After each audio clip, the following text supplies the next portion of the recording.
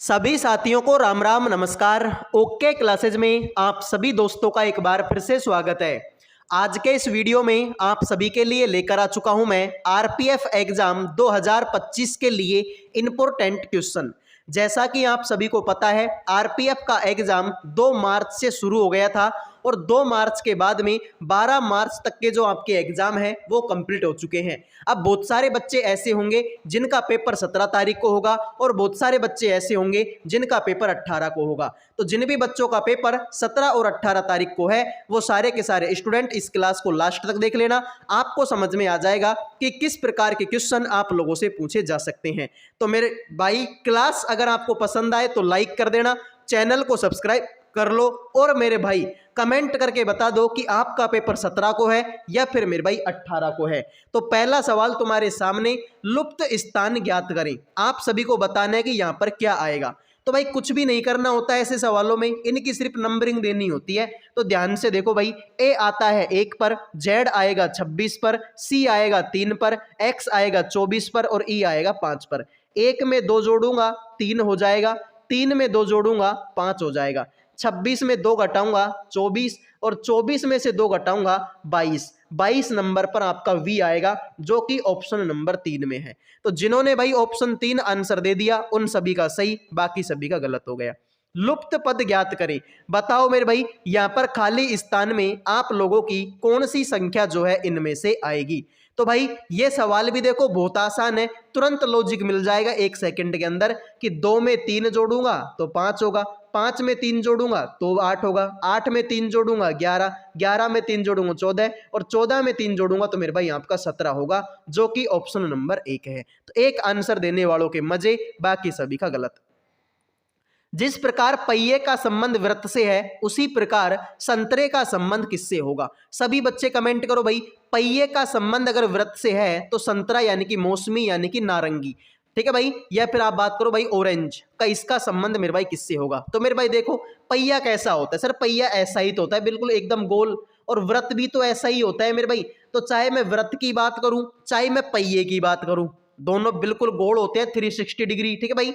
आ जाओ, लेकिन क्या संतरा बेलनाकार होती है क्या? अरे भाई नहीं होती। वर्तुल होती है? नहीं होती। घनाभ नहीं होती। दीर्घवृत्त, दीर्घवृत्त क्या होता है मेरे भाई? बिल्कुल गोल नहीं होता, मतलब वैसे थोड़ा फैला हुआ होता है, ठीक भाई, मतलब वैसे थोड़ा फैला हुआ होता है। और कभी भी तुम नारंगी को देख लो या संतरे को देख लो, बिल्कुल गोल तो नहीं होती भाई कि ऐसे मान लो किसी प्रकार से काट कर ही बना दिया हो उसको, ठीक है भाई। भाई संतरा ऐसी थोड़ी होती है बिल्कुल प्रकार से काट कर ही बनाया हो, नहीं होती मेरे भाई। तो दीर्घवृत्त तरीके की होती है, ठीक भाई, बिल्कुल गोल नहीं होती। संतरा की बात कर लूं चाहे मैं सेव की बात कर लूं, ठीक भाई। आ जाओ, लुप्त पद ज्ञात करें। गलफड़े का संबंध अगर मछली से है तो मानव का संबंध बताओ किसके साथ में होगा। अरे भाई मछली किससे सांस लेती है? सर मछली सांस लेती है भाई किससे? गलफड़े से। तो मानव किससे सांस लेगा? नाक से। बात खत्म भाई, इतना सही सवाल था ये। तो लाइक कर दीजिए मेरे भाई सारे के सारे बच्चे। आ जाओ अगला सवाल। सवाल में बोला कि ए की मम्मी बी की बहन है और उसकी पुत्री सी 16 वर्ष की है, बी किस प्रकार सी से संबंध रखेगा। बहुत आसान सवाल है भाई, तुरंत सवाल का आंसर करने का प्रयास करो। तो देखो भाई सवाल में तुमसे क्या बोला कि ए की मम्मी बी की बहन है, तो मेरे भाई ये मैंने ए मान लिया, ये मैंने ए मान लिया। अब ए की कोई मम्मी होगी, मुझे नहीं पता ए की मम्मी कौन है, लेकिन सर ये मम्मी है ना, ये बहन है मेरे भाई किसकी? सर ये तो बी की बहन हो गई। तो मान लो कि ये मैं हूं, ये मेरी मम्मी और ये मेरी मम्मी का भाई। अगर भाई ये इसकी बहन है तो ये इसका भाई लगा। तो मान लो ये मैं हूं, ये मेरी मम्मी और ये मेरी मम्मी का भाई, तो ये मेरा क्या लगेगा? सर ये मेरा तो मामा लगेगा, यानी ए का तो क्या लगेगा? ए का तो मामा लगेगा। लेकिन तुमसे ए का नहीं पूछा, तुमसे पूछे सी का, और उसकी पुत्री सी है तो ये उसकी शब्द किसके लिए? ए के लिए आया। तो ए की पुत्री मेरे भाई कौन है? ए की पुत्री मेरे भाई कौन होगी? सर वो तो सी होगी। अब बताओ भाई सी का बी से क्या संबंध रखेगा? तो मामा तो लगेगा नहीं, क्योंकि मामा तो किसका लगेगा? ए का लगेगा, तो सी का मामा थोड़ी लगेगा। तो मात्र वंश से क्या लगेगा मेरे भाई? मामा लगेगा, यानी कि लगेगा तो मामा ही। भाई मेरी मम्मी का मामा मेरा क्या लगेगा? भाई मेरी मम्मी का मामा लगता तो मेरा भी मामा ही है, लेकिन वो डायरेक्ट मामा नहीं होता। डायरेक्ट मामा तो क्या लगेगा? मम्मी का भाई लगेगा। मेरी मम्मी का मामा भी मेरा मामा ही लगता है, लेकिन वो डायरेक्ट मामा नहीं होता, खास मामा नहीं होता। वो क्या होता है मेरे भाई? मात्र वंश, मम्मी के वंश से मामा लगेगा। अब जैसे तुम्हारे पापा है, तुम्हारे पापा के मामा लगते तो तुम्हारे भी मामा ही है, लेकिन वो खास मामा थोड़ी होते हैं मेरे भाई, तो मातृवंश या पितृवंश से मामा लगेगा, ऑप्शन नंबर आपका 2 होगा। ठीक है भाई, डायरेक्ट मामा नहीं लगेगा। ठीक है, आ जाओ। प्रत्येक संख्या में पहले और दूसरे के स्थान अक्सर, ठीक है, पहले और दूसरे के स्थान परस्पर बदल दिया जाए तो सबसे छोटी संख्या निम्न में से कौन सी होगी। तो मेरे भाई इस सवाल में तुमको कुछ नहीं करना, ठीक है भाई, इस सवाल में आपको कुछ भी नहीं करना मेरे भाई। ठीक है, कुछ भी नहीं करना मेरे भाई, इनको आपस में बदलना भाई। ठीक है, तो 8 की जगह पर 1 लिख दो और 1 की जगह पर 8 भाई। ठीक है, तो 8 की जगह पर 1 लिखो, 1 की जगह पर 8 और मेरे भाई आपका 3 लिख दो। यहां पर देखो भाई, इसको यहां पर लिखो और इसको यहां पर लिखो, तो 7 4 9 ये हो जाएगा। इसको देखो भाई, इसको यहां पर और इसको यहां पर, तो 6 पहले आएगा, 5 बाद में और फिर 4, ये 9 यहां पर आएगा, 7 यहां पर आएगा, तो 9 7 2। तुमसे बोला कि सबसे छोटी समय, सबसे छोटी तो इनमें 183 बन रही है, और 183 मैंने किससे बनाई थी, 813 से। मतलब यही तुम्हारी क्या होगी, सबसे छोटी होगी। अगर मैं पहले और दूसरे अंक को आपस में बदल दूं तो मेरे भाई सबसे छोटी तुम्हारी कौन सी बनेगी, 813 बनेगी। बहुत आसान था भाई, कुछ भी नहीं करना अंकों का भाई। जैसे यहाँ पर 81 है, ठीक है भाई, तो इसको तो लिख दे यहाँ पर और इसको लिख दे यहाँ पर, तो 1 आ गया और 8 यहाँ पर आ गया, 3 वैसे के वैसा है ही। बहुत आसान था मेरे भाई। वीडियो में आगे बढ़ने से पहले जो भी बच्चे आरपीएफ कांस्टेबल परीक्षा 2025 की तैयारी कर रहे हैं, आप सभी के लिए मैंने जीके का पीडीएफ तैयार कर दिया केवल 50 रुपए में।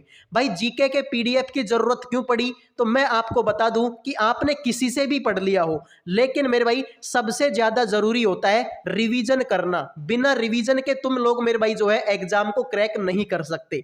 तो मेरे भाई इसके लिए अब यूट्यूब पर ऐसा कोई टीचर तुमको नहीं मिलेगा जो 2-3 दिन में, ठीक है भैया, 1 या 2 दिन में तुमको पूरी जीके का रिवीजन करवा दे। ना मेरे भाई ऐसी कोई क्लास तुमको मिलेगी जो 1-2 दिन में तुमको पूरी जीके का रिवीजन करवा दे।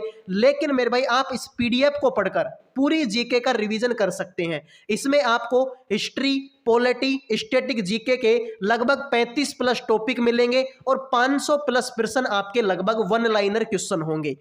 टॉपिकों में मेरे भाई आपके सारे टॉपिक जैसे कि जनगणना, लोक नृत्य, वाद्य यंत्र कलाकार, फेस्टिवल, आर्टिकल, अनुच्छेद, ठीक है भाई, अनुसूची वगैरह, मतलब जितने भी तुम्हारे टॉपिक है लगभग 35 प्लस टॉपिक आपको एक्स्ट्रा डिटेल के साथ मिलेंगे। डेमो के लिए आप यहां पर देख सकते हैं, क्वेश्चन होगा उसकी एक्स्ट्रा डिटेल होगी, क्वेश्चन होगा फिर उसकी एक्स्ट्रा डिटेल होगी। इस तरीके से मेरे भाई हिस्ट्री, पॉलिटी और स्टैटिक जीके के लगभग 35 प्लस टॉपिक और 500 प्लस प्रश्न आपके 1 लाइनर के रूप में इस पीडीएफ में कवर हैं। तो जिनको चाहिए केवल 50 रुपए में इन नंबरों पर व्हाट्सएप मैसेज कर देना। 50 रुपए में आपको जीके जीएस का पीडीएफ मिल जाएगा। इन नंबरों पर व्हाट्सएप मैसेज करके बोल देना भाई, ठीक है। अगले सवाल पर बढ़ते हैं, आ जाओ। तुमसे बोला यदि कार को 22 लिखा जाए, बस को 42 लिखा जाए, तो बताओ टर्म को कैसे लिखा जाएगा, टर्म को कैसे लिखा जाएगा। बहुत आसान है मेरे भाई, कुछ भी जो है आपको इस सवाल में नहीं करना। अब देखो मेरे भाई, सी आता है 3 नंबर पर, ए आता है 1 नंबर पर, आर आएगा 18 पर। सबको जोड़ दो मेरे भाई, 3 और 1 4, 4 और 18 कितना होता है मेरे भाई, 22 होता है, जो कि यहाँ पर है। बस को देख लो भाई, बी आता है 2 पर, यू आता है 21 पर, एस आता है 19 पर। 2 और 21 मेरे भाई 23, 23 और 19 कितना होता है सर, ये 42 होता है, जो कि यहाँ पर है। टर्म को देख लो मेरे भाई, टी आता है 20 पर, आर आएगा 18 पर, ए आएगा 1 पर और एम आएगा मेरे भाई 13 पर। 20 और 18 कितना होता है मेरे भाई, 38 होता है। 38 और 1 39 होता है। 39 और 13 कितना होता है सर, ये आपका 52 होता है। तो जिन्होंने मेरे भाई 52 आंसर दे दिया उन सभी का सही है, बाकी सभी का गलत हो गया, ठीक है भाई। तो जिन्होंने आंसर दे दिया मेरे भाई 52, उनके तो मजे, बाकी सभी गलत, ठीक है भाई। तो 3 और 1 तुम्हारा 4, 4 और 8 मेरे भाई तुम्हारा कितना होता है 22। तो सबको जोड़ लो 42 और इन सबको जोड़ोगे तो मेरे भाई 52 आंसर आएगा, बात खत्म। लो भाई अगला सवाल तुम्हारे सामने, ए बी के बाद में सीई, उसके बाद में एफ आई। तो बताओ मेरे भाई इस खाली स्थान में अनुपस्थित शब्द ज्ञात करें। बताओ भाई इस खाली स्थान में अनुपस्थित शब्द को क्या करना है मेरे भाई, ज्ञात करना है। तो मेरे भाई देखो कुछ भी तुमको नहीं करना भाई, देखो शुरू के अक्षर देख लो मेरे भाई, यहाँ पर ए आता है 1 नंबर पर, सी आता है 3 नंबर पर, एफ आता है 6 नंबर पर। 1 में 2 जोड़ूंगा तो मेरे भाई आपका 3 होगा, 3 में 3 जोड़ूंगा तो मेरे भाई आपका 6 होगा, 6 में 4 जोड़ूंगा तो मेरे भाई 10 होगा।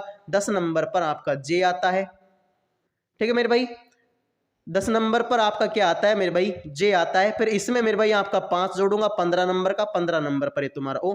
तो पहले मैंने 2 जोड़ा, फिर मैंने 3 जोड़ा, फिर मैंने 4 जोड़ा, तो जे आएगा। और जे मेरे भाई इसमें भी है और जे तो इसमें भी है, मतलब सर हमको एक अक्षर और देखना पड़ेगा। तो भाई देखो बी आता है 2 नंबर पर, ई आता है आपका 5 नंबर पर, और आई आता है आपका 9 नंबर पर।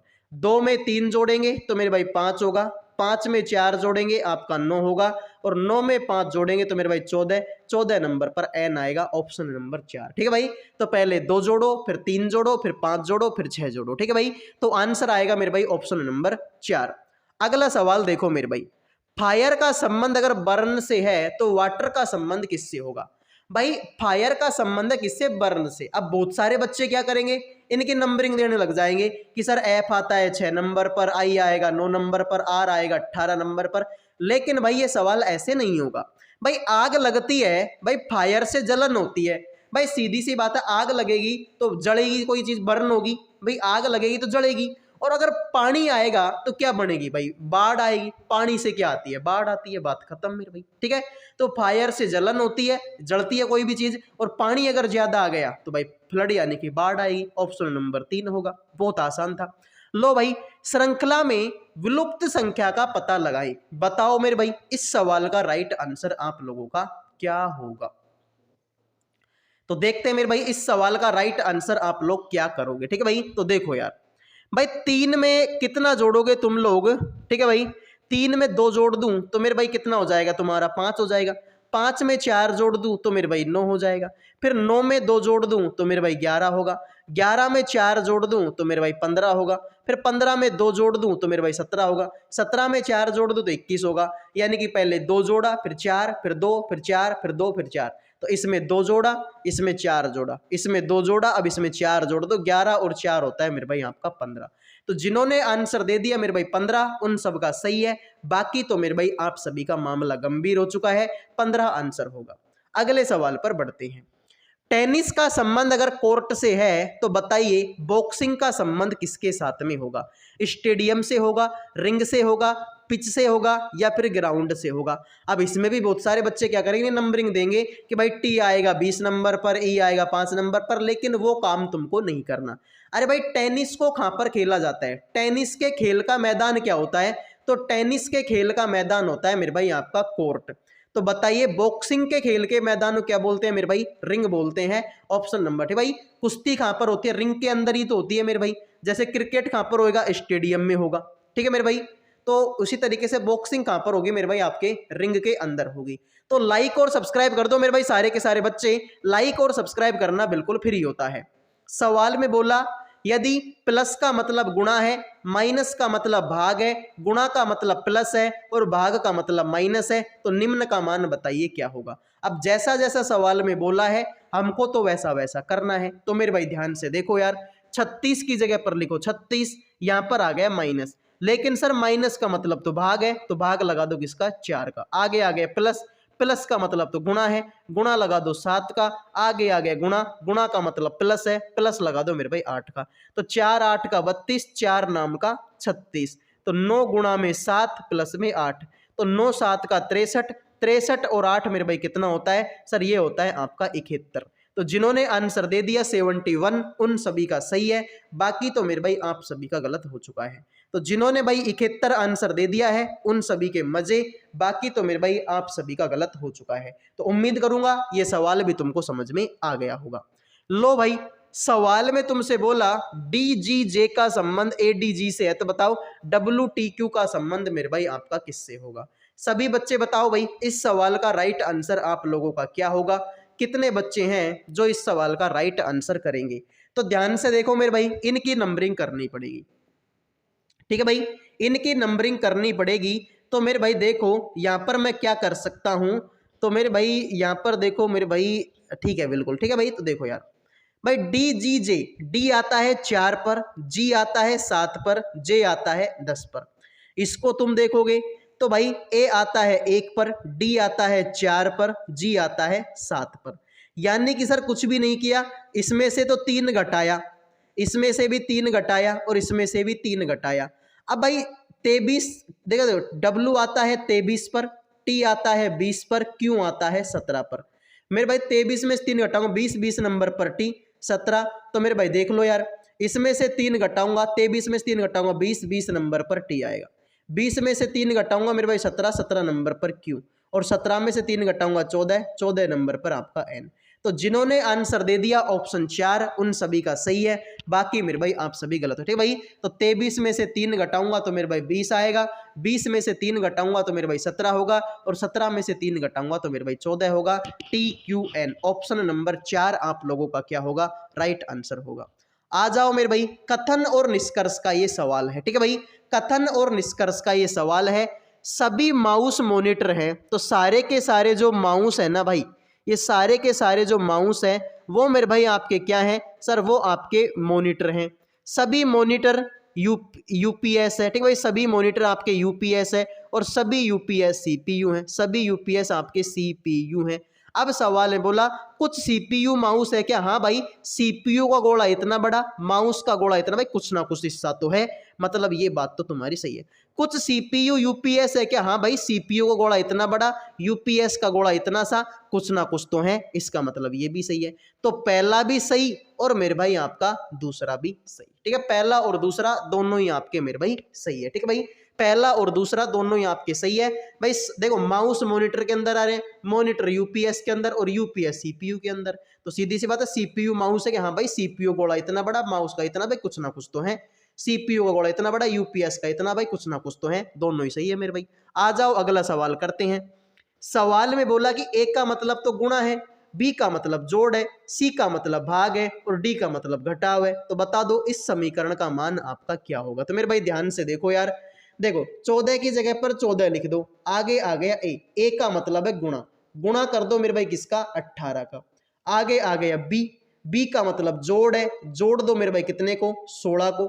फिर आ गया मेरे भाई डी का मतलब घटाव है, घटा दो मेरे भाई किसको, 42 को।